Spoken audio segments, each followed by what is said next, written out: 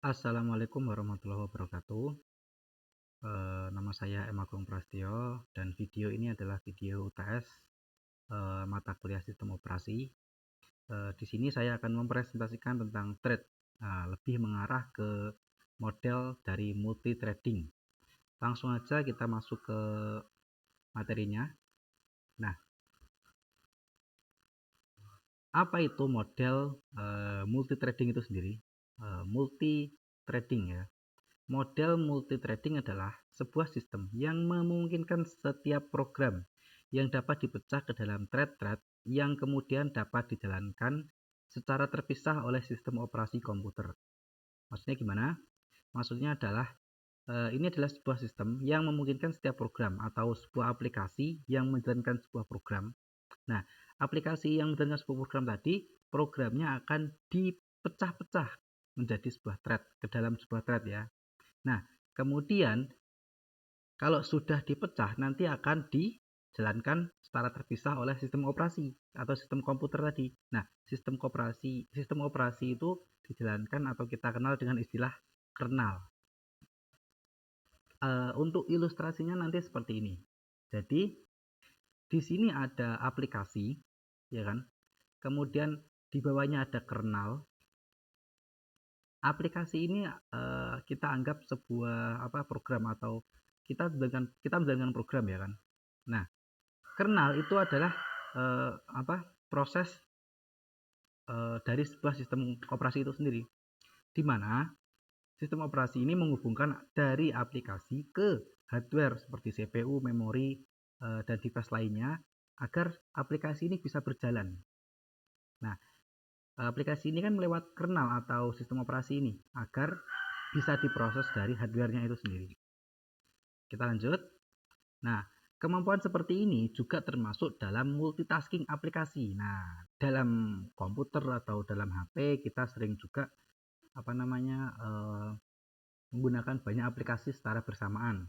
Mungkin kalau dalam Windows mungkin kita menggunakan Microsoft Word sambil buka browser atau mungkin sambil mendengarkan aplikasi musik dan lain-lain. Atau kalau di HP kita sering buka sosial media sambil ya ganti-ganti aplikasi sosial media seperti WA atau Instagram, kita jalankan secara bersamaan. Itu multitasking. Kemudian selain itu, multithreading juga memungkinkan pengeksekusian beberapa thread yang dilakukan dalam satu proses saling berbagi sumber daya tetapi dijalankan secara independen. Nah, ini maksudnya gimana? Maksudnya adalah memungkinkan pengeksekusian beberapa thread. Jadi nanti dalam satu aplikasi itu memungkinkan ada beberapa beberapa program atau beberapa thread yang akan dibuat. Jadi satu aplikasi tidak hanya cuma satu thread yang dibuat, tapi juga bisa banyak, tergantung dari satu aplikasi itu berapa program yang ingin dijalankan. Untuk multithreading sendiri itu dibagi menjadi 3, yaitu ada many to many, one to one, many to many. Maaf, yang pertama tadi many to one, kedua one to one, ketiga many to many. Kita lanjut aja. Pertama many to one. Many to one artinya kalau kita lihat secara nama aja banyak ke satu. Nah, itu gimana? Itu memetakan beberapa thread atau program yang ingin dijalankan tadi, menentukan beberapa thread trading pengguna ke sebuah thread tingkat kernel. Jadi ada beberapa program yang ingin dijalankan, tapi nanti dijalankan ke dalam satu kernel atau satu proses sistem operasi itu sendiri. Oke, selanjutnya akan saya kasih ilustrasinya. Ilustrasinya seperti ini. Di sini ada user thread, yaitu kita memberikan sebuah program itu sendiri, kita menjalankan program dari satu aplikasi misalkan. Nah, dari satu aplikasi ini kita menjalankan beberapa program sekaligus. Nah, di sini ada 4 gambar. Nah, dari 4 thread ini, user thread ini nanti akan diproses ke dalam satu kernel thread. Maksudnya gimana? Maksudnya satu aplikasi itu dengan banyak thread atau banyak program yang diinputkan, nanti akan diproses satu-satu, akan dikerjakan satu-satu di satu pemrosesan sistem komputer itu sendiri. Kemudian ini pengaturan thread dilakukan dalam ruang pengguna sehingga efisien. Ya, ini maksudnya ya dalam satu aplikasi itu sendiri.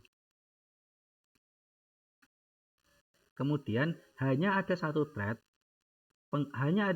pengguna yang dapat mengakses thread kernel pada satu saat. Artinya saat ada 4 perintah atau 4 user thread yang sedang memberikan perintah atau program, nanti akan maju satu-satu. Misalkan ini satu dulu, kemudian yang B, kemudian C, kemudian D, dan satu-satu dulu. Karena dia hanya satu dari banyak program yang masuk, tapi yang mengerjakan cuma satu. Maksudnya seperti itu. Oke, selanjutnya adalah one to one, artinya satu-satu. Maksudnya gimana? Nih, memetakan setiap thread tingkatan pengguna ke thread kernel. Artinya satu jenis perintah atau satu program dikerjakan oleh satu proses, satu pemrosesan. Untuk gambarnya seperti ini, ilustrasinya. Jadi setiap ada perintah atau program atau sesuatu yang ingin dijalankan, maka dia akan membuat satu kernel agar satu kernel itu bisa menjalankan apa yang diproses. Misalkan dia ada banyak, nah itu tergantung spesifik komputernya ya, berapa kernel yang mampu dibuat untuk menjalankan beberapa program yang dikerjakan sekaligus. Tapi konsepnya one to one itu adalah tiap ada satu perintah atau satu pemrosesan, maka akan dikerjakan oleh satu kernel atau satu pemroses dari sistem operasi itu sendiri. Kemudian ada ini, model ini menyediakan lebih banyak konkurensi dibandingkan model many to one. Maksudnya gimana ya? Maksudnya konkurensi itu adalah kemampuan dari sebuah komputer atau sistem operasi mengerjakan perintah yang dibuat. Ya, maksudnya sama dengan yang atas tadi, bahwa dia mampu mengerjakan banyak pekerjaan sekaligus. Karena apa? Karena setiap satu program akan dikerjakan oleh langsung diproses, satu pemrosesan. Gitu. Berikutnya adalah many to many. Nah, ini many to many. Many to many itu apa? Nah, many to many itu mengelompokkan banyak thread pengguna untuk dipetakan ke thread kernel yang jumlahnya lebih sedikit atau sama dengan tingkatan pengguna. Saya ulangi, mengelompokkan banyak thread atau pengguna untuk dipetakan, ya ini dipetakan ya, ke dalam thread kernel yang jumlahnya lebih sedikit atau sama dengan tingkat pengguna. Nah, ini saya kasih gambar dulu aja. Nah, jadi misalkan ada 4 perintah user thread, ada 4 program yang ingin dijalankan. Maka di sini tergantung berapa jumlah thread yang dimiliki. Misalkan ada 2 atau ada 3, nah disesuaikan. Tapi nggak hanya satu, tapi pasti ada beberapa. Misalkan di sini ada 5 perintah atau perintah masukan yang di kernel cuma 3, nanti akan dibagi. Dikerjakan 3 dulu, nanti yang 2 menunggu, kalau sudah yang 3 sudah, nanti 2 dikerjakan oleh salah 2 dari 3 yang kernel yang ada. Ini gambarannya. Kira-kira bisa dipahami nggak nih?